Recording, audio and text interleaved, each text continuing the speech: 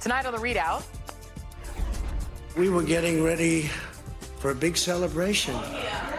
We were winning everything, and all of a sudden it was just called off. So we'll be going to the U.S. Supreme Court. We want all voting to stop. We don't want them to find any ballots at 4 o'clock in the morning and add them to the list. That, of course, was Donald Trump on election night calling for the nullification of mail-in ballots. That was part of the plot to overturn the election. And now, text messages have surfaced from former Georgia Senator Kelly Loeffler revealing even more details of that plot. Plus, the phony Republican narrative that abortion rights is fading as an issue. Assisted by the national media, they're gaslighting women about what's at stake in the midterms. And tonight's democracy defender is taking on the powerful MAGA forces in Arizona, who want to control how votes are cast and counted as the threat of violence increases against election workers. We begin tonight with the midterm elections, now just 19 days away. But here's the thing. For many Americans, Election Day is not the only day to vote. In several states like California, Arizona, and Georgia, the election has already begun. 46 states offer early in-person voting. And when it comes to early voting in the modern era, it is Democrats as well as younger voters and black voters that tend to vote this way, while older and Republican voters have traditionally relied more heavily on absentee voting, while Election Day voting has historically been more of a jump ball. That's why Republican states keep trying to mess with early voting, why they are fixated on limiting or flat out terminating early in-person voting on Sundays, a move aimed at black churches that conduct Souls to the Polls events after service, and why Republican so-called voting reform has almost always left absentee balloting alone.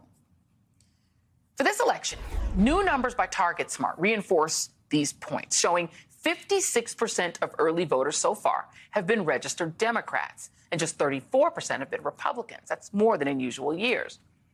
But here is where it gets weird. Voter trends got flipped in 2020 due to the pandemic, but also because of one man's desperation to stay in power, win or lose. Donald Trump did something no Republican in my lifetime has ever done. He vilified absentee voting. Now, why did he do that? Because even red states were making absentee voting more available as a safer, health-saving option during the pandemic. So both Democrats and Republicans and independents, everyone was using it. But what Trump wanted his voters to believe was that absentee voting was inherently bad. His postal director even interfered with mail delivery, seemingly to hurt absentee vote delivery. And Trump voters responded by turning against absentee voting and shifting to Election Day voting as the only legitimate form of voting. And thanks to the January 6th committee, we can now put together why Trump would do that, upending decades of successful Republican use of absentee voting. It's because of the way votes are counted. On election night, states count the same-day vote. Some states have pre-counted the early vote by election night. But the absentees, those come in later.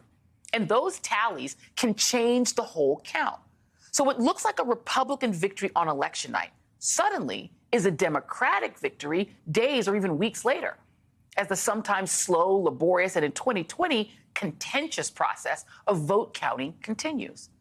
A narrative formed, a false one, of course, that the shift in who was winning as the absentee votes got counted meant that Trump's election night victory was stolen and a Stop the Steal movement was born. But Trump needed more than fake outrage to stay in power. He needed House and Senate members to object. Enter Kelly Loeffler. Remember her? She was once the richest member of Congress, the former Georgia senator who called Black Lives Matter a Marxist organization. Almost 60 pages of text from Loeffler's iPhone have now been obtained by the Atlanta Journal-Constitution, revealing conversations during her final weeks in office as she fought to hold on to her seat. Now, remember, she was in a tight runoff battle against Democrat Raphael Warnock, a special election in January 2021, at the very time that Trump and his allies were working around the clock to cast doubt over the November election results. The texts reveal how, at the time, Loeffler's Georgia colleagues pressured her to join Trump's crusade, colleagues like Trump sidekick Marjorie Taylor, soon to be ex-Mrs. Greene, who in early December texted to Loeffler, quote, "Hey, I need to talk with you about a plan we're developing on how to vote on the Electoral College votes on January 6th. I need a senator, and I think this is a major help for you to win on the 5th. Marjorie would text Loeffler again on December 20th, inviting her to a White House meeting that she said she organized with Trump, his legal team, and members of Congress who are going to challenge the Electoral College votes for Joe Biden in several key states on January 6th. Loeffler responded, "I'm with Ivanka all day Monday, but I've said everything is on the table with regard to January 6th. The Atlanta Journal-Constitution reports Loeffler ultimately could not resist Trump's insistence that she support his plan, given threats that he would abandon her campaign. He demanded that she announce her support in exchange for Trump holding the last-minute Georgia rally that she desperately needed. Loeffler would lose to Warnock on January 5th, 2021, the same day that Trump advisor Steve Bannon warned on his radio show that all hell was going to break loose the next day, January 6th. And we know what happened next. And so what happens in 2 weeks if Republican candidates who think they're winning on Election Day end up not winning after all, after the votes are tallied? But even the most skilled liar must sometimes face his lies, something the January 6th committee is diligently working on. The January 6th committee met today to finalize the timing of when it will issue its subpoena to Donald Trump. The subpoena is expected to drop any day now. Joining me now is Charles Coleman, civil rights attorney and MSNBC legal analyst, and Stuart Stevens, senior advisor of the Lincoln Project. Thank you both for being here. And Stuart, I do want to start with you because I've been aware of politics pretty much my whole salient adult or sort of sentient adult life. But ever since I have worked in campaigns, it was always Republicans who voted absentee. It's how in 2004, it kind of looked good for John Kerry, right? When I was working down there in Florida for an outside group, watching this election come in, the early vote was strong for Kerry because black voters, young voters, people have to work every day and they can't necessarily hang out on Election Day. They voted strongly for Kerry. And then you had the Election Day vote where really Republicans usually have to catch up and see if they can overwhelm the number of early votes that Democrats have put in place. And then the absentee votes almost always meant that if those came in and it was close, they were going to win. What do you make of what looks like evidence now that Trump deliberately turned that table over, deliberately turned his voters against this form of voting so that he could claim that absentee votes were the steal? Well, you know, you're absolutely right, Joy. When I was coming up in the Republican Party, it was sort of a rite of passage to work in the absentee chase program. It was like working in the mailroom. And we always prided ourselves on doing it better than anybody else. There was a whole system, 3 touches, you follow up. It's how, Connie Mack got elected Senate.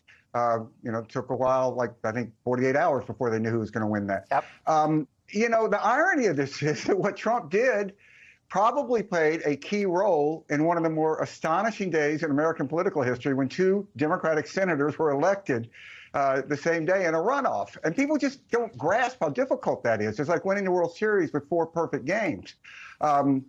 It's a self-defeating thing. And I can guarantee you that people inside the Republican Senatorial Committee and the Congressional Committee, they hate this. They hate that Trump did this. But it is part of this process that Republicans are engaged in destroying faith in our electoral system. And that's what they want. Right, exactly. And the thing is, they've broken absentee balloting. But also it feels like, and Charles, let me bring you in here, because it feels like this is the seeds of the conspiracy, right? You have to break he's thinking, what can I break here, right? You want your people to vote, but you want them to vote in a particular way that you can say the way that the other people voted is demonstrably fraudulent. Let me play this is a little mashup of some of what Republicans who went to the January 5th and the January 6th ultimately, Capitol Hill events, the events in D.C. that presaged the January 6th insurrection. This is what these Republicans were saying. Take a listen. I've got a question for you. Is there any person here that actually thinks that Joe Biden won this election? We will not allow the liberals and the Democrats to steal our dream or steal our elections. Let's have trial by combat. One more quick thing. I want to play this piece of sound. This is Steve Bannon on January 5th. Take a look. All hell is going to break loose tomorrow. It's all converging, and now we're on, as they say, the point of attack, right? The point of attack tomorrow. If you're in the Justice Department, Charles, does it now start to come together as a conspiracy that Trump must have been involved in? Well, I think we're getting closer. We're not all the way there entirely, but I think that in terms of the groundwork being laid and the dots being connected, there's very little left to go. I think we have seen quite enough to understand that Donald Trump was very much so, even if he wasn't the originator or the orchestrator, he certainly was someone who was truly involved in the execution of what it was that this conspiracy was intended to do, which was ultimately disrupt the certification of votes on January 6th. And that's what we're talking about with respect to the committee and ultimately the goal of what everyone sought to accomplish. And so while we don't necessarily have Trump's finger exactly on the scale or caught red-handed, this is another break in the road leading directly toward Donald Trump being a key figure, if not the key figure, in terms of being involved in the overall January 6th plot to overthrow the United States government.